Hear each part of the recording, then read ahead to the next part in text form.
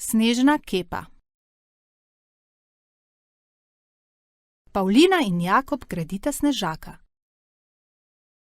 Začne snežiti. Hura, sneži, hura! Mimo njiju švigne nekaj majhnega in hitrega. Kaj pa je to? Ne vem, je pa zelo hitro. Nenadoma zaslišita glasno kričanje. Kaj pa je to? Ne vem, je pa zelo glasno. Mimo Jakoba in Pavline se prikotali velika snežna krogla in se zaleti v snežaka. Dandelin pristane v snegu. Kaj je hitro, glasno in zabavno? Dandelin!